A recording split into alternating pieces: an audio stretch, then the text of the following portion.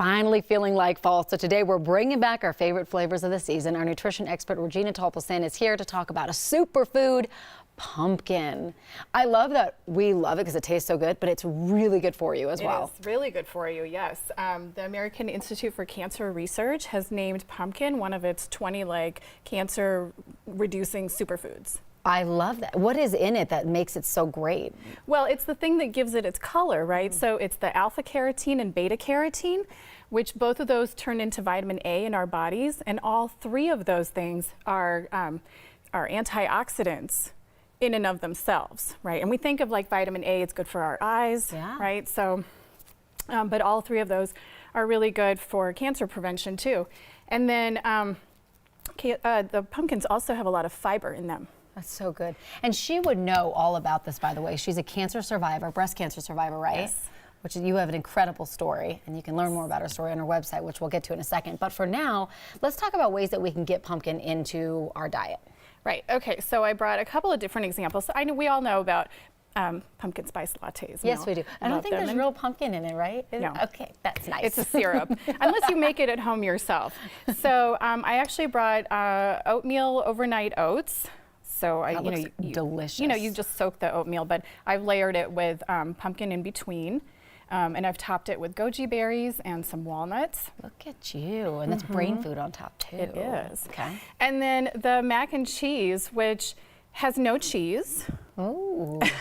It's pumpkin and some non-dairy milk and some nutritional yeast. That sounds delicious. It is delicious. And usually I'm a proponent of cheese and mac and cheese, but that actually looks great. And it actually tastes like it too.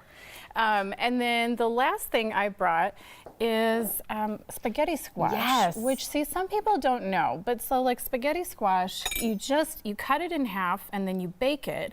And then when you're ready to eat it, you just do like this with a fork, right?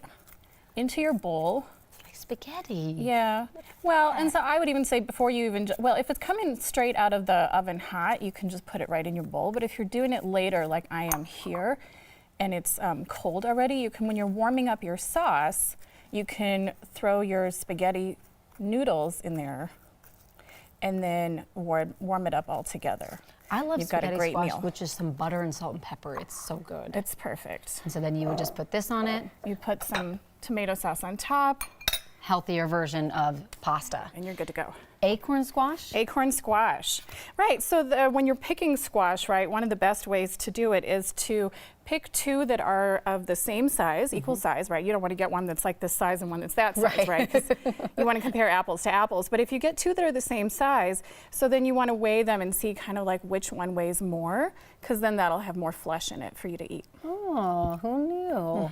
I love slicing that and also putting just some cinnamon in it, and it's so good. And those are good to stuff also. Yes, they are. Some ground turkey or something in there. And also you should never ever put your pumpkins in the refrigerator. They'll last about 2 to 3 months at room temperature just on your counter, but you shouldn't put them in the fridge because actually they'll spoil faster. Really? I did not know that. Do they become starchy or something like that? No, it just makes them go bad. I did not know that. All right, so where can people learn more about your story and your recipes and everything, all your amazingness? They can go to my website at www.lifewell-lived.com. Love it. We're going to put all the information on our website at 9news.com. As always, thanks for coming in. Thanks, Corey. Marty, I'm always up for pumpkin